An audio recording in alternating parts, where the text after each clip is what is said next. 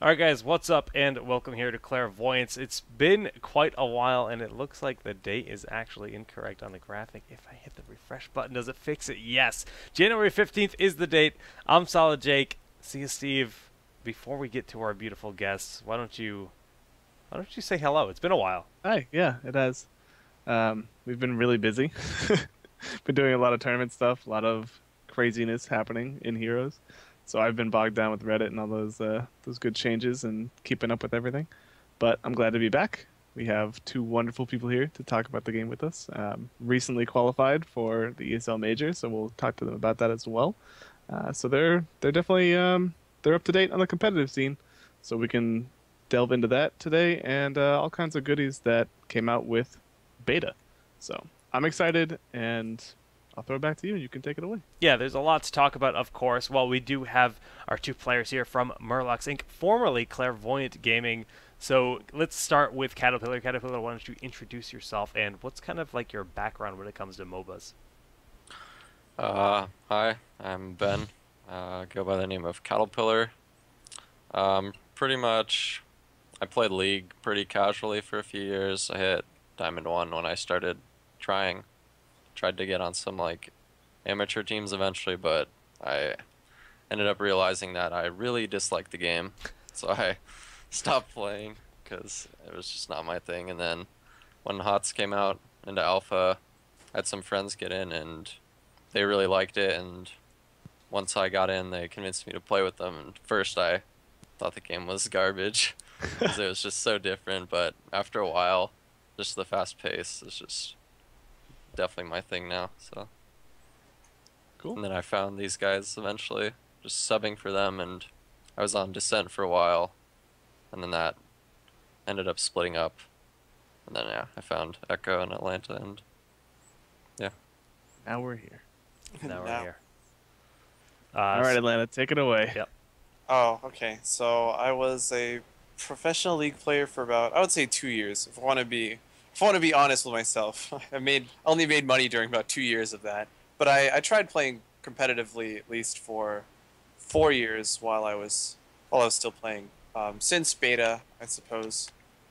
Um, and ever since that point, I still had an interest in MOBAs, but League wasn't really doing it for me anymore. There's a lot of things I didn't like about the community and things I didn't like about the direction of the, I guess you could say the direction of how the game was going competitively, not on like a technical level, but just on an overall scale, like the LCS system, that kind of thing.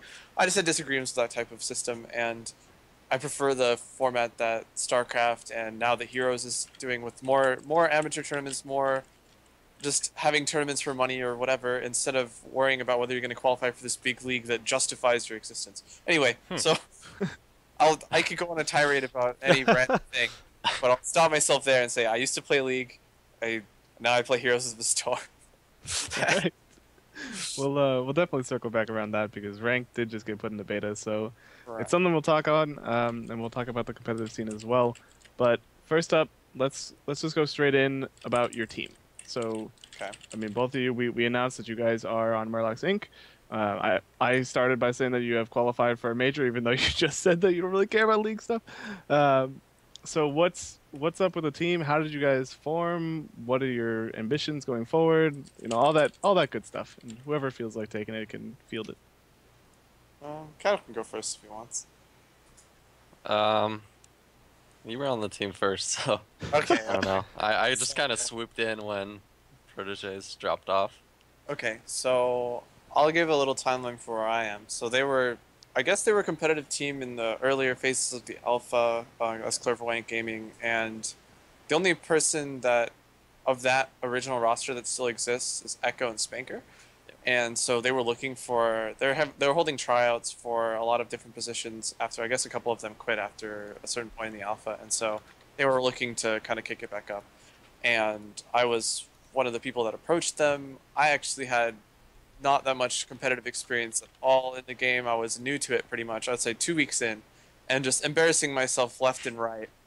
Um, and somehow they liked me anyway, which is good. I still think I'm pretty bad, but um, And then we were looking for like a dedicated DPS player, and the person that was on before, they kind of were having problems with beforehand. Before I came in, they were saying that he didn't deal enough damage or something. That's kind of a strange thing to say, honestly, but because it's a mentality thing more than anything. You can fix that, but they weren't willing to. So they looked otherwise outside of their team, and they found Clown. And Clown's a really strong player. He has a background in Dota, and League. And he's a really strong player, and then we were looking to replace our support, and we picked up Cattle, and then here we are. I couldn't be happier. Cool. Good to hear. Well, yeah, I mean, we saw Clairvoyant play for a long time, and we've been casting events for quite a while. And as you said, once we finally saw this roster in fruition, just kind of, it changed a lot.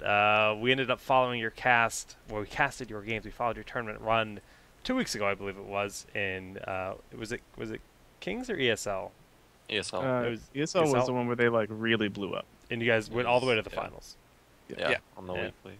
And then you went to semifinals in the next event.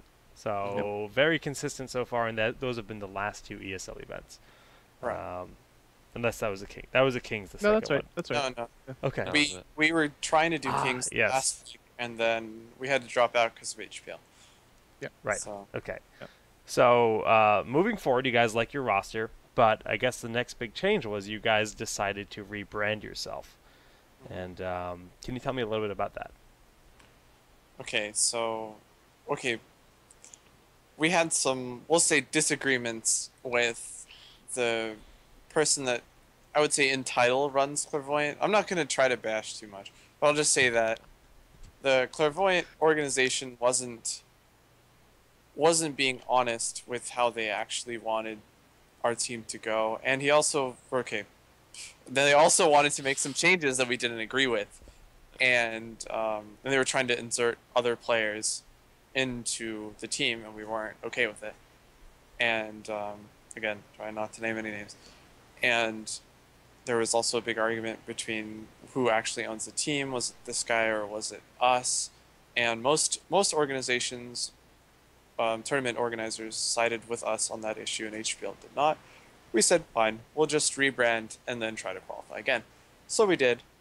Although the qualification process was still fairly rough. But it's okay. We pretty much smoothed it all out, I feel, and now we're Murlocs Inc. I guess the only thing is now we have to kind of reestablish ourselves as Murlocs Inc. as opposed to Clairvoyant. Yeah. So that's about it. So you would say that you basically rehatched from your egg, and now you're coming back. Oh, gosh. Yes. We're worth very little experience. We come back every time. All right, cool. Well, good to hear. Why Murlocs Inc? Just because, or what's? It took us 12 hours to come up with a name. Probably more. Well, that's because you wouldn't let them have Atlanta's team. No. We tried. We tried Atlanta's Pandas, but Atlanta wouldn't go for it. Pandas, Clowns, Dream Team, Spankers. Spankers. Dude, I was for that. Or a pimp named Stitches. So here's why I love Murlocs Inc. I was actually talking about it with my girlfriend in the car, and I was just thinking about your name because you guys had just announced it, and I was just imagining the LAN setting where we're in a LAN and you guys go on stage and the whole crowd just bursts into Murloc noise, just going whoa when you guys win and stuff. I'm like, I need this to happen. It's gonna be beautiful. So that would be pretty awesome. I would like that. Oh gosh, I would actually die a happy man if that happened. So we can hope that's the case. So teams aside, your team looks really good, and we've thoroughly been enjoying your games, but let's actually switch on over to more of a focus on the actual game. So we have the new patch, and there's been a lot of big changes, and I think the easy topic to start with is the new hero Thrall, and just jumping right in, Cattlepillar, how do you feel about the hero? Have you played him at all? I haven't played him, but we've been playing with him a decent amount just in Hero League, and if you don't lock him down and CC him, he seems pretty crazy. He just heals for so much if you can't like CC him, and his Sundering ult is really good, I think. Yeah.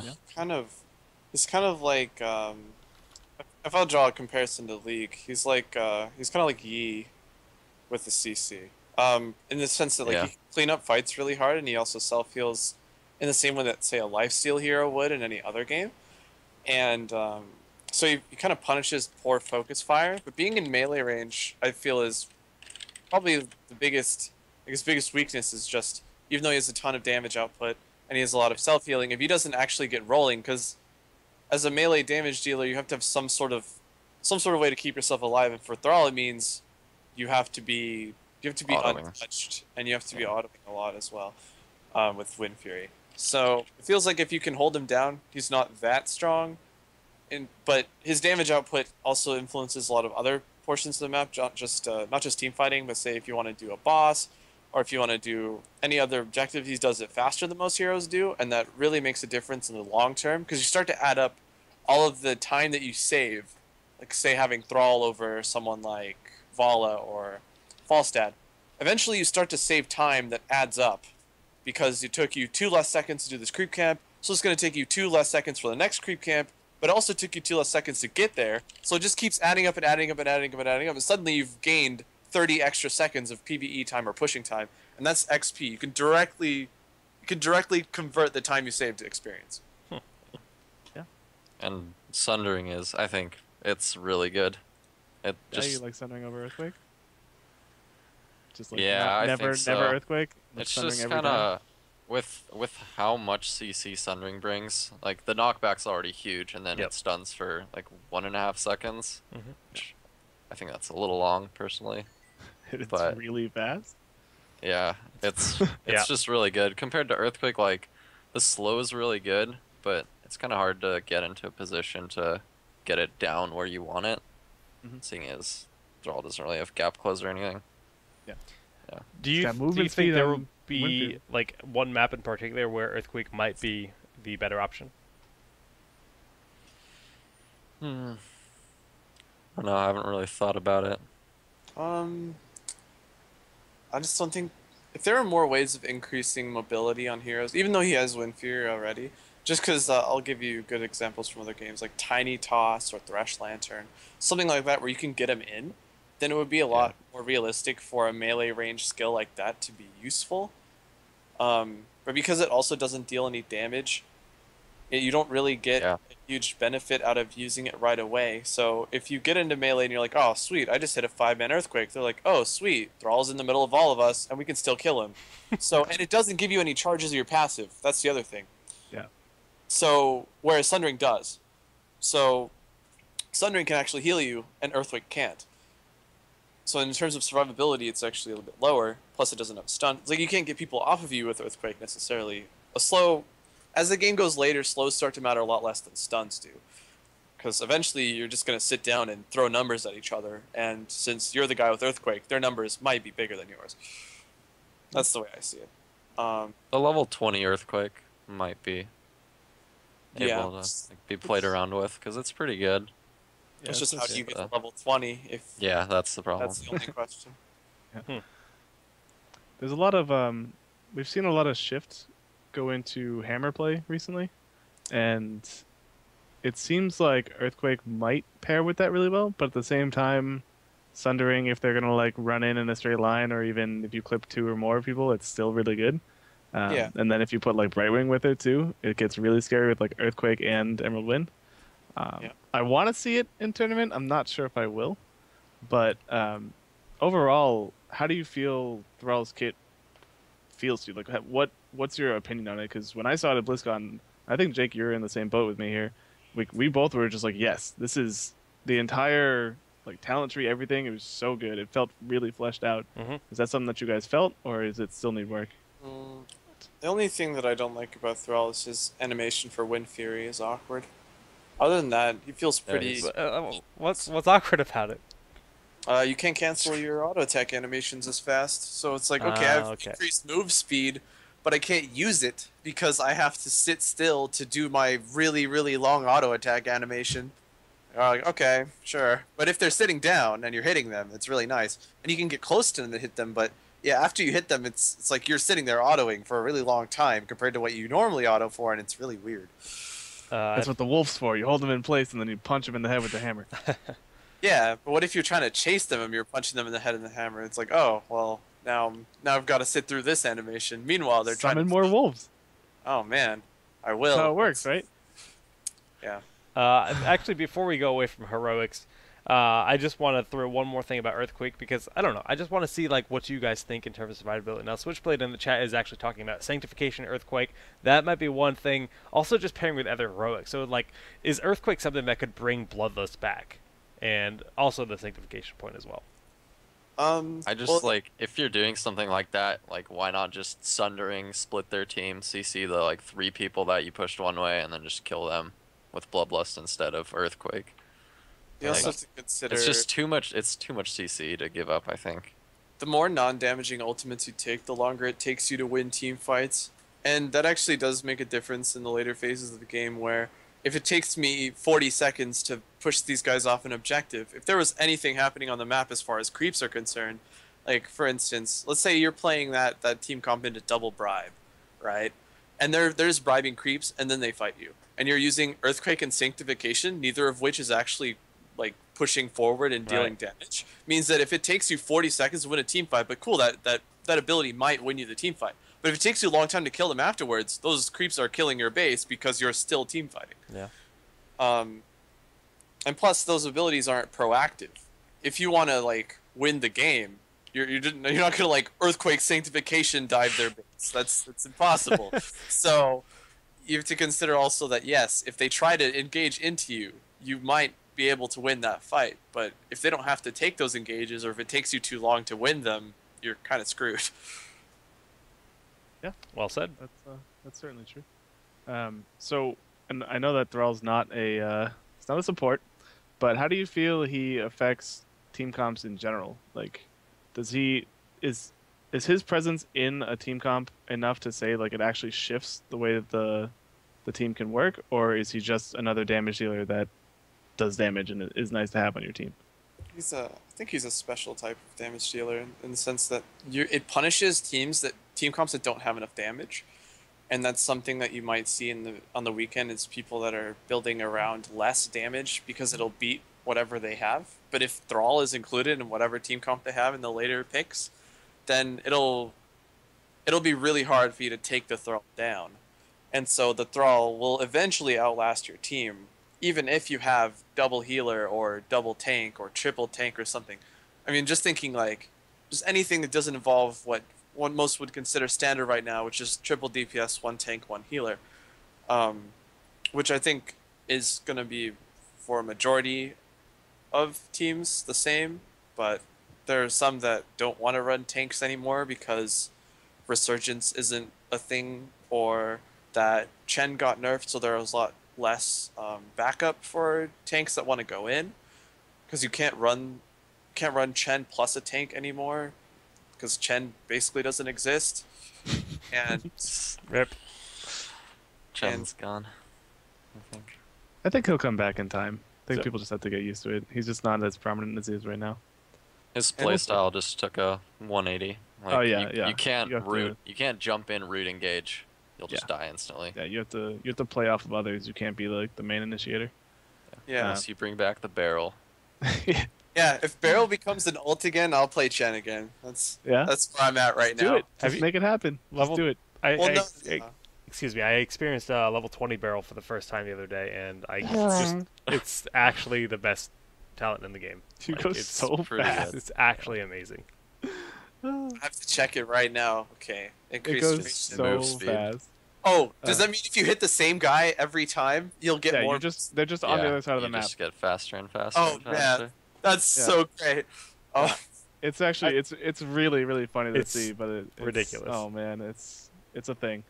All right, so switching gears, we have ranked mode in the game now, and I'm going to use that as a segue. We have ranked mode and we have a new map. So let's say that you're taking Thrall.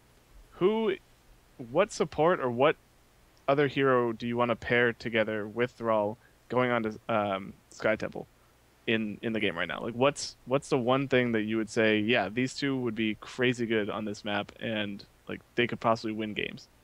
Uther. Uther? Okay. Yeah, it's Thrall and Uther. Okay. Uther over Arthas, you think? Over Are you Right saying Wing? like, or you want to do like the double dive bros? Okay, so I think Thrall is more mobile than Brightwing is, unless you go blink heal, which blink heal is still fine. If you try to follow a Thrall around though, you're gonna get in trouble. You can still hit frontliners with Thrall, like that's fine. He does a lot of damage to frontliners, but the fact that all the backliners need to coordinate all their damage onto Thrall while he's killing someone makes it a little bit more difficult. And I feel like Uther does a little bit better of a job of following around Thrall and being able to help him kind of do what he's supposed to do. And also because burst is what kills Thrall, and the highest burst healer in the game is Uther. So I think that makes a lot of sense. If you were trying cleanse. to yeah, and cleanse too. Okay, So, makes sense. So how do you guys like the new map? It's pretty fun. Yeah, Honestly, I'm on it. when I played it in just like in versus for the first time, it kind of felt just like another version of Blackheart's Bay, where you just like get a lead and then snowball. But playing it in scrims, it's really intense. Yeah, Just- it's yeah. constant fighting. I'm not really sure what I think about the map's competitive viability as a whole, just because we haven't played it for enough time. Yeah. But I do think that it's a fun map for us right now. I think that not understanding the map made it more fun at first. So like Yeah. for everyone that played it in those games, like I can tell that neither team understood the map well enough.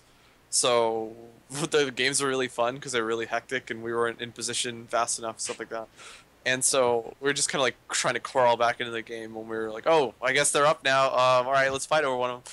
And half the team is like still doing something else. And Yeah. Not that's- knowing that's which kind of- shrines spawn when was oh pretty yeah, rough. Yeah. thing.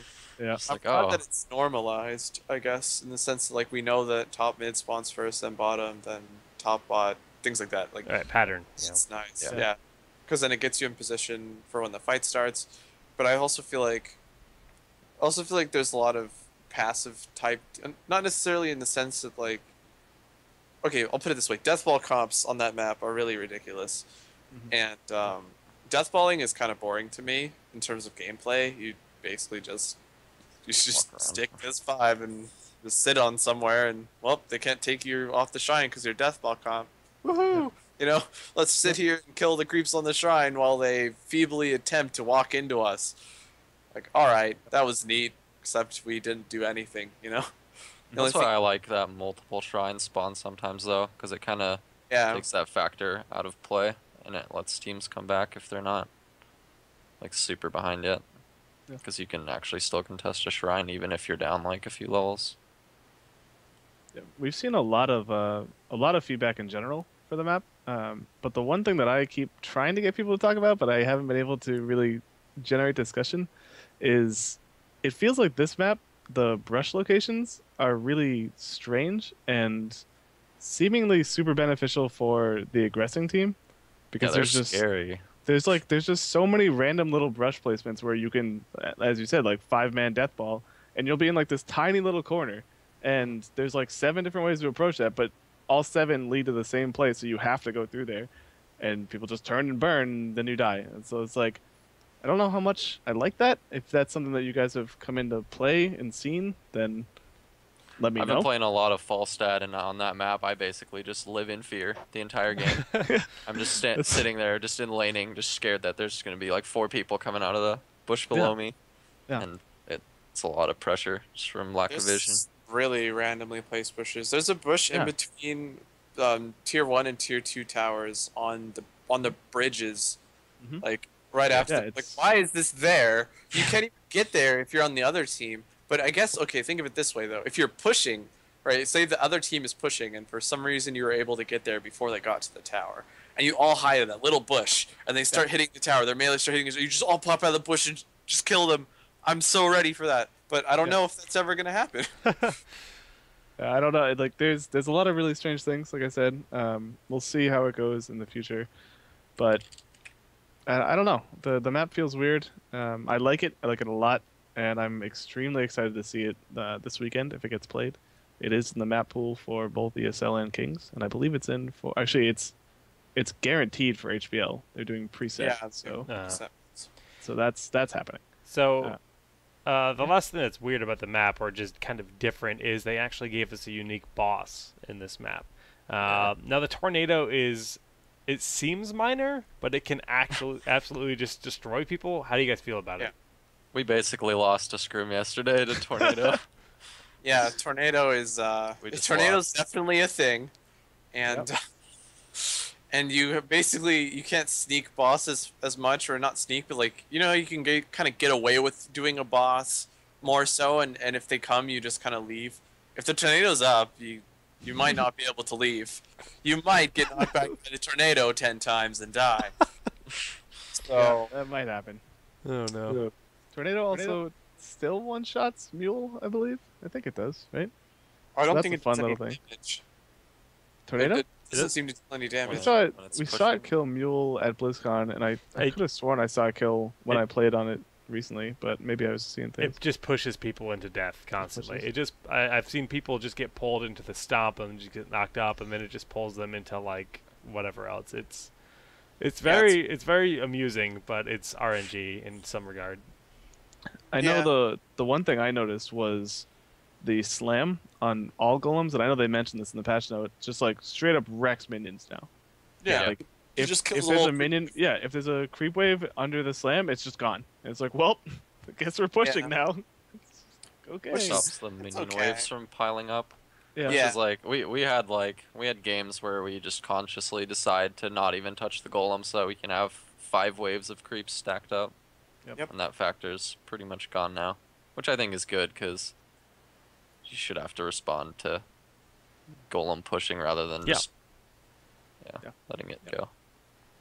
I Yeah, agree. Blizzard made a lot of interesting design choices this go around, and a lot of them were pretty good. A lot of people thought that the tower change was a nerf when technically it wasn't, but it reads like it was because of the way that it worked before. It was basically constantly running itself out of ammo, and now it at least has 2 shots per thing. So Yeah. that's cool. It has more uptime there, but so beta patch, a lot of stuff changed. We're obviously not going to cover the entire thing here, but Okay. if there's anything that you guys want to talk about, that like big hero changes personally, that not even necessarily competitive, just like things that you like to do for fun that you're playing, like the Murden change, that's totally like just I gone think out it's the window. pretty fun. Yeah, The Murden jump leap. range increase. I feel like it increases his impact a lot, and that's good. I guess it's kind of like the one thing that they gave us tank players, because really they shafted all of us. like here, so all the tanks you thought were viable now, yeah, you can only play 2 of them now, and of those 2, like everyone's team comp is going to be built around killing you or making sure you're useless. Good luck, and that's it. And then, oh yeah, the other thing is too, they just banned the other one because Stitches is basically perma-banned now because of the way that the hitboxes were changed, which also wasn't. It's a mentioned in the combination past. of that and the fact that with the Resurgence gone, Bolt benefits Stitches so much more greatly with Gorge. Like Gorge Bolt is yeah. amazing. So I mean, you act like I ever got real or. oh, that's true. That's true. Yeah. That's true. Resurgence. That's true. But it still hurts me because all the 2 heroes that I liked to play the most got either nerfed or are permabanned. So I'm like, all right, well, guess I got to learn some new tanks now, and it definitely makes for like more difficult play for me personally as a tank player now, because I'm sort of lost now in some of these fights because I'm going, all right, well, so do I noodle over here? Do I sit back and just wait for things to happen? And as a tank, it's like you want to go in, you want to do stuff, and Yeah. you're just like, yeah, I can't actually do anything. And it's kind of frustrating. And I know a lot of the players that I've talked to, tanks on pro teams, or I'll say good teams, they've all been kind of the same way. It's like, what did they do to us, man? We're all just sitting here, B-stepping each other and saying hello in the middle of fights. Like, that's where it's at right now. And so, that's why I'm not terribly convinced that people are going to continue to run tanks. And currently, there's just not that many of them that are good. Right. And no one's going to be able to follow up on you either. Say if you're playing Tyrael or Chen, I guess, if you want to call Chen a hero right now, who's going to go in with you? No one, because no one else is even remotely tanky on your team. Unless you're playing Thrall too, but... So, with Resurgence being gone, which is a massive change that I think everyone will agree that it's a good thing, have you guys tried it all? Has anyone said anything about Diablo being a little bit more viable because of his passive, his trait? Yeah, we've talked about it a little, but I don't know. Immediately shot it down. I 'cause think Diablo's he's awful. still too weak. Like Well, I play him occasionally. He just does nothing. Like I Yeah. want him to be good, but Now we know there's a rework coming, but yeah. That's the main thing is for me at least. Okay, so I don't have all the heroes yet, and Diablo 7K, and he's getting reworked. So why would why would I dedicate that many resources towards something that may change to, to not fit my playstyle, or to maybe they mess up the rework somehow, and he's even worse than before, which I hope doesn't happen. I mean, Right. they have a good baseline of things that they don't want to do. Honestly, you can kind of tell where they have like relics of design in their heroes, where they just haven't touched them since.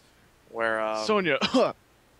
What? yeah, we have a bunch of heroes that basically have abilities that don't synergize with each other. Like, hey, why don't we just give Diablo some AoE damage? Cool, I guess. And Well, they want him Diablo themed. yeah, but there's lots of things Diablo does, Have, and I like, the think the Shadow final Cage way, or something. yeah, like you could do the cage would be cool as an ultimate or something. Cage is pretty much Apocalypse. yeah, how would that be different? Yeah. Well, That's basically yeah.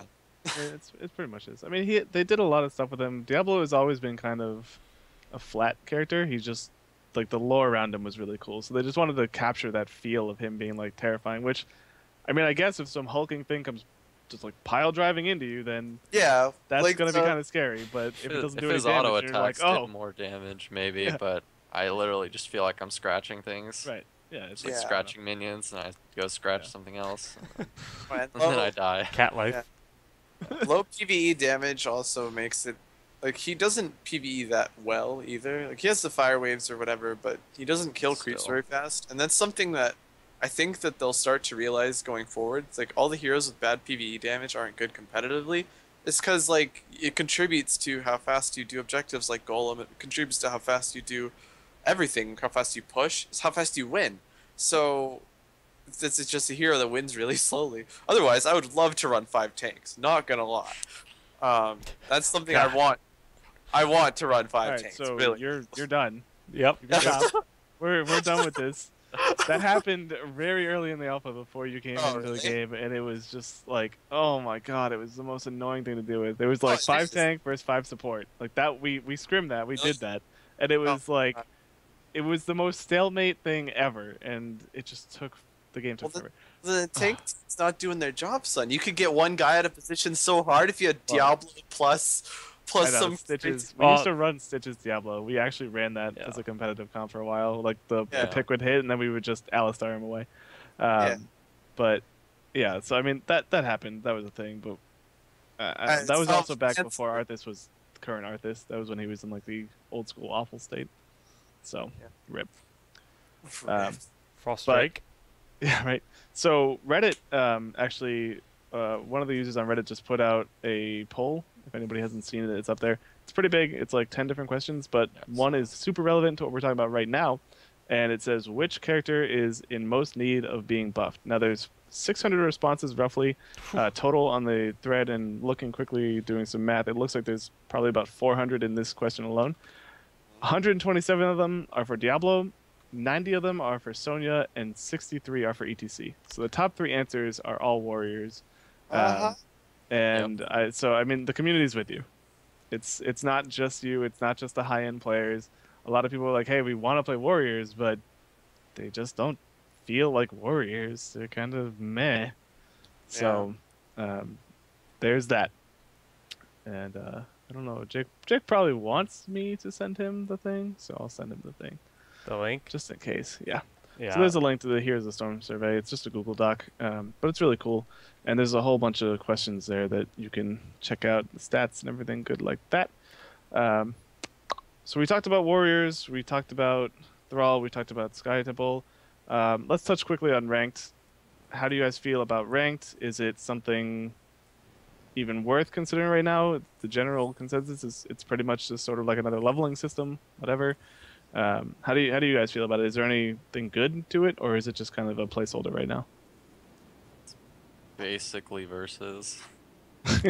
I hate Like, it. I think I- if you're 5 queued and you get another 5 queue, you can get a decent game in, but other than that, it's just right now with like you can't trade heroes, So you just like draft in a random order, and then Yeah. like if we're playing as like 4 and we want to practice roles, and like some like support gets first pick, it's like, okay, I guess we're giving up big DPS or Stitches or something to pick like first pick Uther or Brightwing, Yeah. and that just feels really awkward. Yep. I Yeah. don't like the gameplay or like the way the drafts go in that one. It's not realistic, you know. It's all just did we get good RNG on our pick order, and did we win the coin flip? It's like, all right, cool. Now bans, obviously that's a whole nother story. But do you guys think the current 30 seconds is fine? Should it be 45 seconds? And if they did have a switch thing, should it be at the end of the draft? Should there be like a 30-second time frame where you can trade heroes? What do you guys think the best way to do it? Because I know Blizzard said at BlizzCon that their whole goal was to keep it as short as possible. They said they want to keep the game length short. The draft is part of the game length, so that's why they made it this hard 30-second. But as you guys are drafting with even solo queue or whatever, like, what would you change? Wait. Before you jump in, only talking about ranked play, not custom game tournaments. This is this is Hero ranked. League Yeah. ladder. This is Hero League ladder. Yeah. Alright, go. I feel like maybe like 10 more seconds per pick would be good. It just seems really rushed. Like what everyone's doing basically is they're just not even locking in heroes. They're just letting it time out so that they get like the maximum 30 seconds so they can think a little more. I feel like just 10 seconds longer would be really good. It does seem rushed. I had one today where I just forgot and just randomed. Just so Luckily, happens- it was first pick Stitches. So I actually had the random same well. thing. I had the same exact thing. I was like, it's well, just really we're fast. okay, You we're tab okay. out, and then 1 second later you're in. Yeah. I would say if I had to change anything, it honestly don't really like. The only thing I really want to change is pick order and like being able to swap and bans. That's pretty much it. Or Yeah. just have someone be able to pick for another person like with intentions of being able to swap, because that's the other thing too. Is like, okay, so the reason why they don't want to have swapping, or probably why they don't want to have swapping, is because like, okay, let's say I get a solo queue game with 5 people in it, and I want to swap, but I can't because the guy that I'm swapping with doesn't own the hero. But I already picked the hero for him. Where does that hero go? Because I don't own the hero either. So what happens if you don't own the hero that you're swapping, and the person you're swapping with also doesn't own the hero? So you're swapping for kind of so it'll work in fives where you're obviously going to swap to the person that owns the hero, and you might have a hero that you're swapping that you don't have, right? Like that's one of the reasons why it seems not so great. But in solo queue, then there's a huge problem with it. If you pick a hero that you don't own and they don't own it, then where does that hero go? Yeah. Do you get the hero for free, or does the game bug out? They can't. Good point. They can't have. I think they just don't let you. Yeah. They just don't let you. You see just that it's just happening. not available. Yeah. Yeah, then It swapping. sounds, like, it really, sounds pretty much like you want first come first serve in ranked. yes. Which, yeah, I mean It's that just harsh. system's not awful. It's just not optimal either. So They all suck for solo queue. So like, yeah, so maybe solo queue no swapping, I guess, and then have team queue have swapping in it would be my change. And then please Rito, please give us bans like in yeah. 5-man team ranked. If not in solo queue, like fine, have your Zeratul pickers Zeratul it up in solo queue. I don't care. Or Stitches pickers, yeah, go ahead. Stitch your way to rank 1 so that you can be proud of you. And let that fit in that area. And then if you're gonna be the top pub star, be over there. And then for people that want to play team games, have bans, have some strategy to it. And for the ones that they're hoping that they don't walk out, it's not relevant for those people necessarily. It might though. It might be. That's the thing. They want to encourage everyone to play team ranked, right? So if they introduce bans and there's a guy that only plays, I'll go Zeratul again. He's like, I only play Zeratul. Let's play team games, and Zeratul because Zeratul, and then he's like, what do I do now? I guess I have to play a balanced hero. Well, you're screwed. That guy quits playing ranked. He makes a thread on the forum saying, why are there bans? And then all the other Zeratul pickers go behind him like, man, You're so right. I just want to play the only maximum skill hero. Okay. Well, Okay. so You okay there? Somebody has some PTSD when it comes to Zeratul. It's okay though. Very good. In that same Reddit thread that I was talking about earlier, it's a 63 to 37% in favor of having bans. So roughly 2/3 of the community that voted on this, out of 600 people, say that they do want bans in the game. So The you're not alone. downside, then again, since a lot of people are complaining about the 10 hero cap that you need to own, and it's suddenly at 12 already, and then You don't. It's roughly a, a third of the roster. yeah. Which isn't that bad, but it is if you. it still takes know. time. Yeah, it always takes time. Which is funny because like the number one thing again from this thread that people were asking for was more heroes, and it's Yeah. like That's what I voted for as well. it's like you could vote for more heroes, but it's gonna take you more time to get more heroes too. So it's like yeah. it's a toss up. But if that's what you want, that's what you want. So Give Sylvanas, please. yeah, Yeah. kill Thas, please. No, you're never getting him. He's like That's 10 years so away. happening. much, please. It's happening, yo. Okay, so are we done with ranked? We talked about ranked. Are we? Oh, No, We I'm just- kidding. just call I it. think we're good. I think we're good. We You can just just call ranked is now rip. All right. Ranked is rip. Sky Temple's rip. Thrall's rip. Can we go esports? Can we do Es- that? Full on Yeah. esports. Can we go esports team? All right. Okay. So, as what cat? You're just sleeping. Chill. It's okay. Where? So esports, good stuff. HPL's going. You guys are qualified for that. ESL's going. You guys are qualified for that. Kings, it's not really well. I guess we have qualifiers, but it's not like a league. It's open cups that end with a monthly every time, and you guys do really well whenever you play there. So when we look at it now, a lot of organizations are focusing more on not necessarily an LCS style, but they're definitely leaning towards that right now. It feels like the bigger ones, and I know Atlanta. We talked about this a little bit pre-show. So how do you guys feel about the direction of Heroes? Should it go more in amateur run events or just open cups, or would you like to see more league play? A nice mix between. Is there anything like? Is there any reference that you'd like to bring up that you say it should be like this? Personal opinions, just on you. Go ahead. Gattle, you want to go first?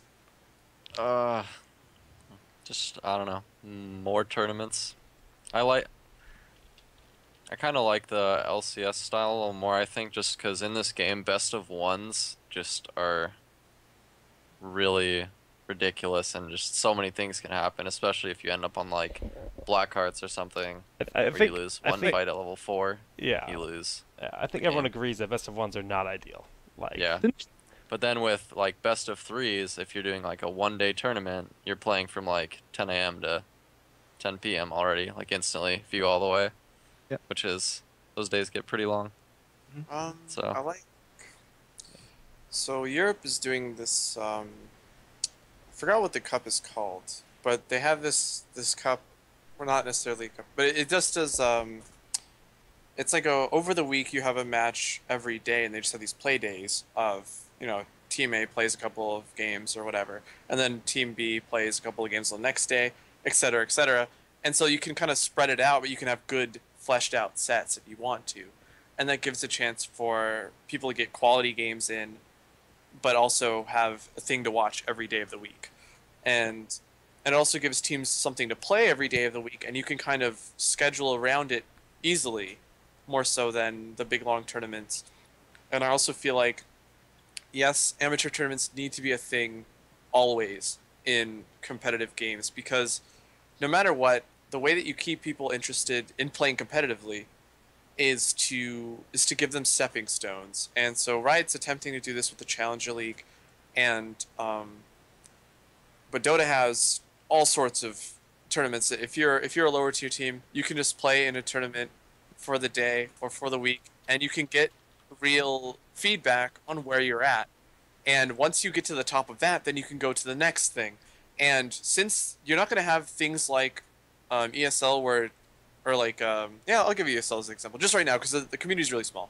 So right now, with the smaller community, you have every team is playing in every tournament, right? So you have like if top tier teams are just stomping their way through brackets, whereas what if the team that they played in round one that they stomped is like number 5 team in the whole scheme of things, but they never get their shot because they're low seeded and they play against the top 4 every time and then they lose.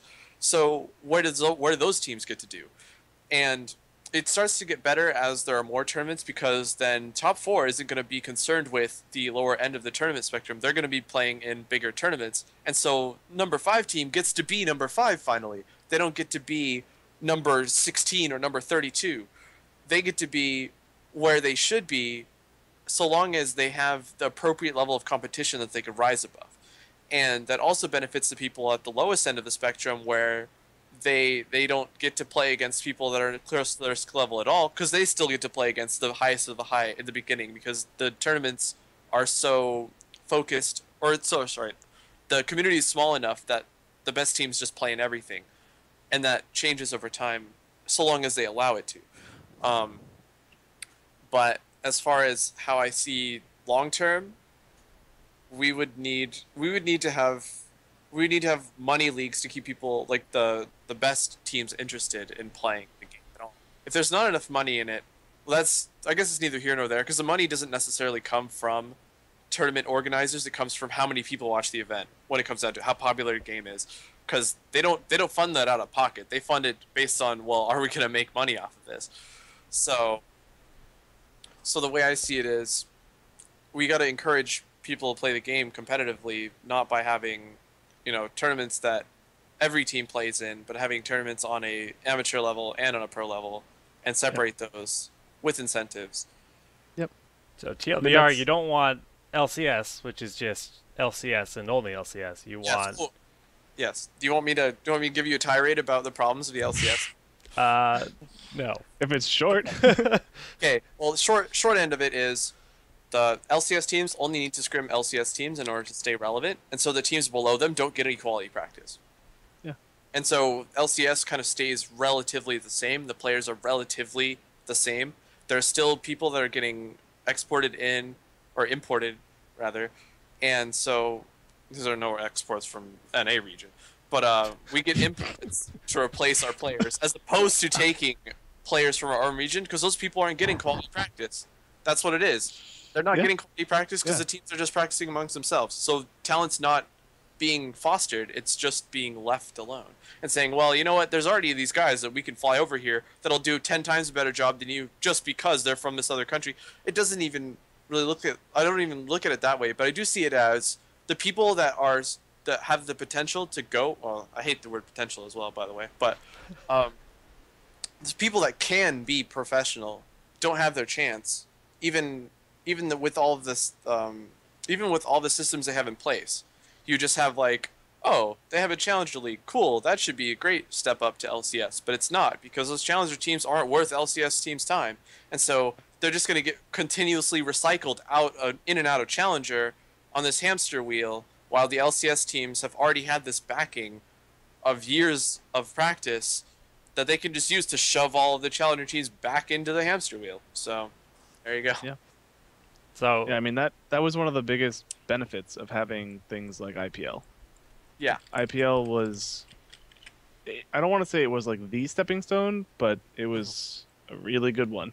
And it let teams come out of nowhere that people were like, oh, like, what is this? There'll never be anything good. And then suddenly they're like top 3. And it's like, okay, I guess we have a new team on the radar. And then we just kind of went from there. And yeah, I mean, obviously that's my take on it too.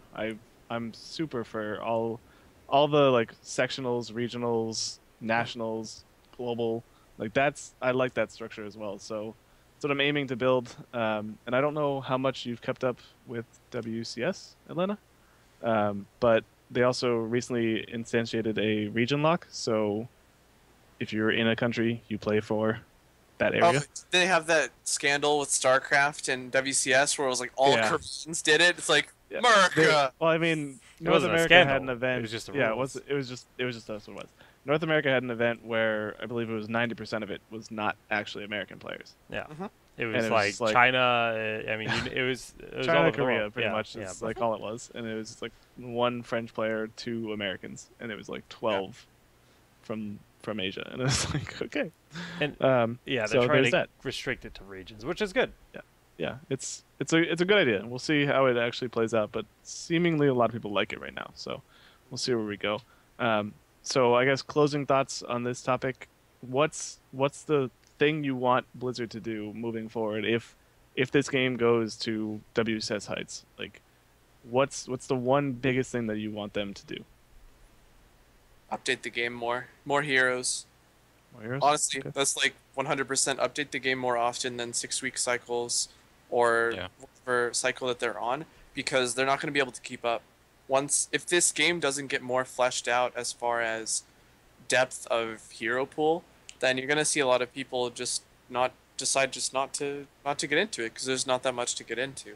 They might pick their one hero and they might get bored of that one hero, and then they're done after a couple of weeks of playing, and then that's it. That's all they're going to look at. If the game doesn't get more, I guess, if the game's content isn't more fleshed out, then, and I think especially hero selection, more than anything, more than maps, more than certain map mechanics or game mechanics, it really comes down to how many heroes you have as far as strategic depth or how interesting the game can be, because that's what the game is focused around. You're playing one hero throughout your match, and you can only do one hero so many times if there aren't that many alternatives for you.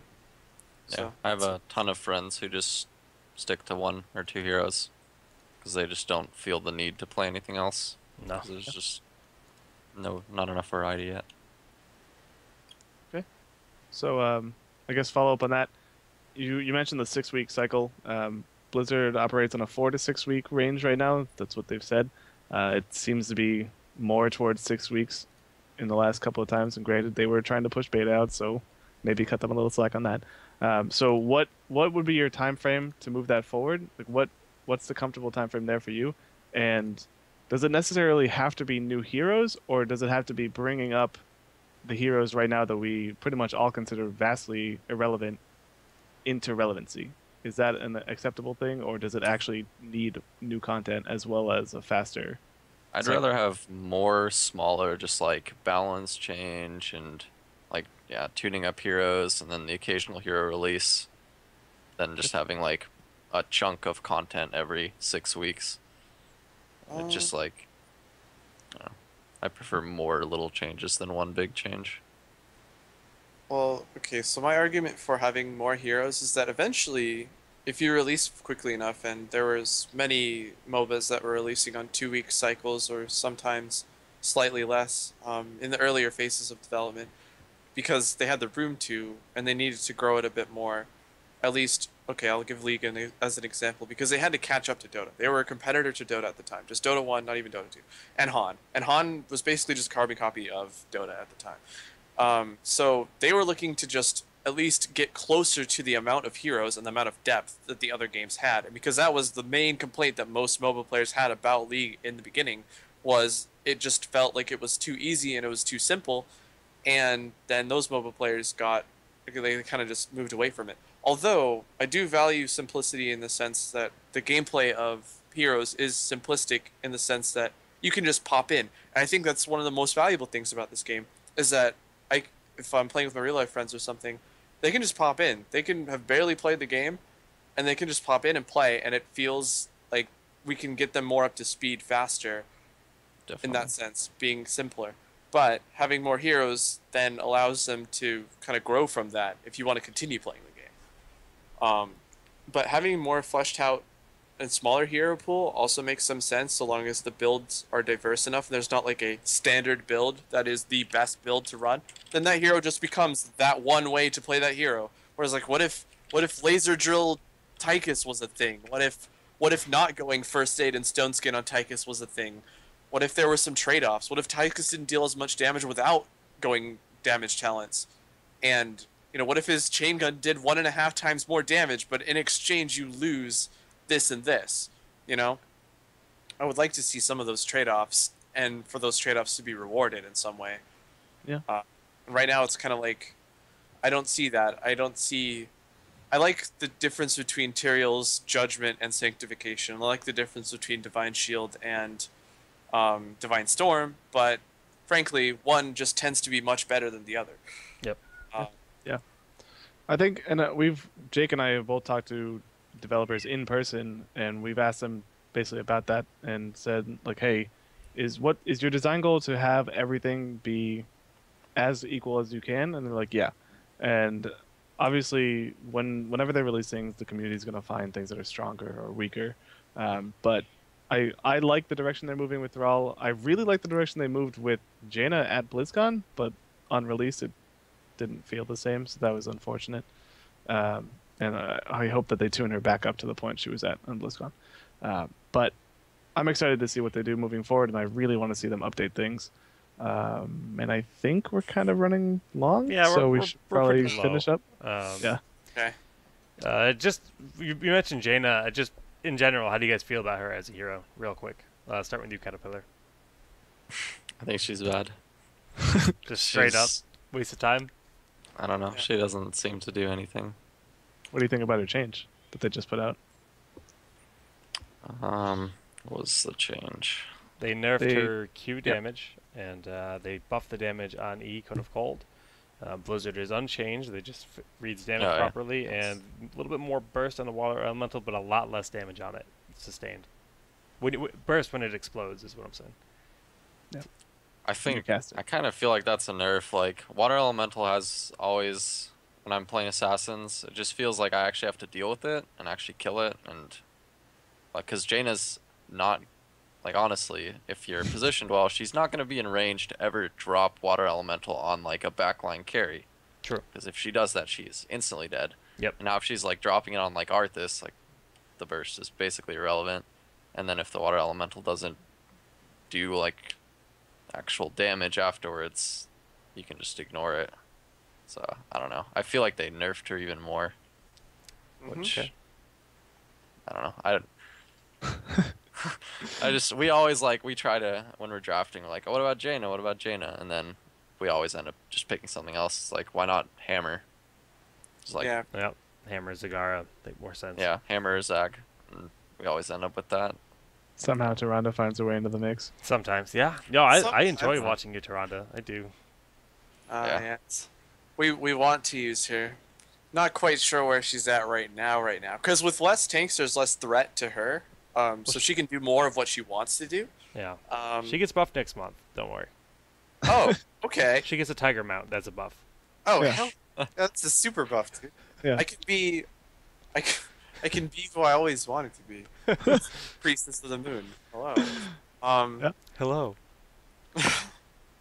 Unfortunate though that her master skin only comes in one color, pink. And for I anyone, like the, other I don't know. I like the other tints as well. Like I got Master Tron last wipe, and I always like the like metal looking one with like red. the Yeah, red it's and pretty cool. the red and gray. The blood elf one. Yep. Blood elf looking Yeah, Yeah. armor.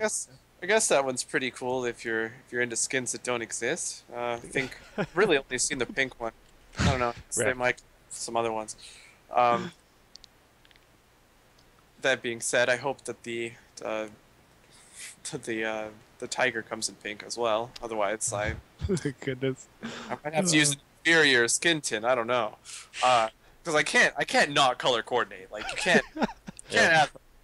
So All right. I So, don't- really heavy question. What's your favorite color coordination? Each of you, go. Skin, tint, and mount. I think I like.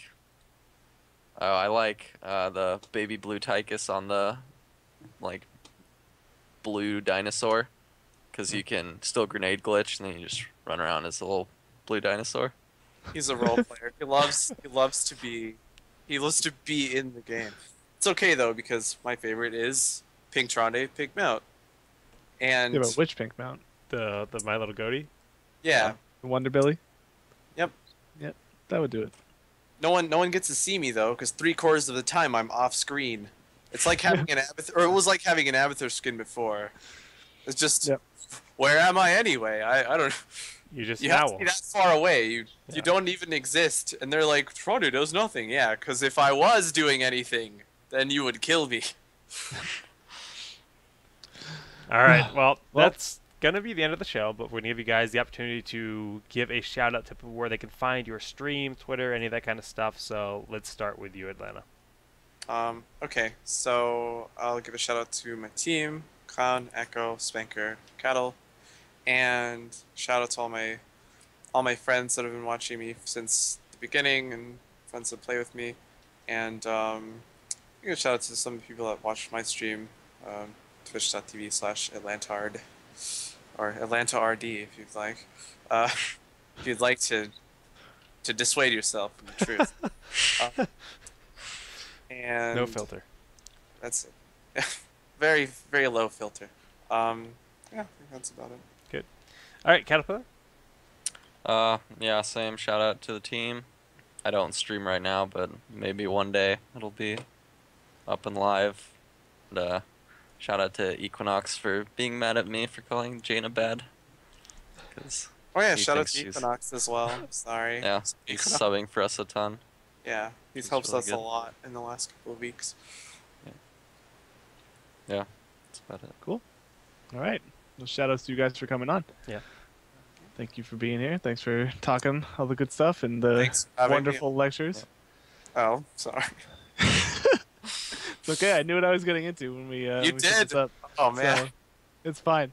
you've heard the stories. I've been around for a while. It's cool. Yeah. We've been dancing around each other for a long time. Used to play in my events, so it's all right.